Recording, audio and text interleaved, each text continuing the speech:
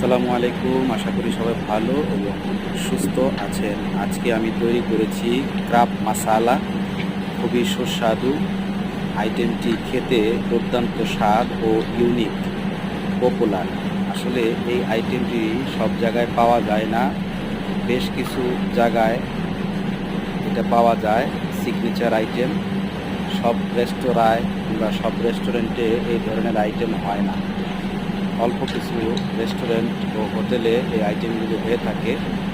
এটা হচ্ছে ব্লসিম ক্রাব। খেতে খুবই সুস্বাদু। যারা খেয়েছেন তারাই বলতে পারবেন।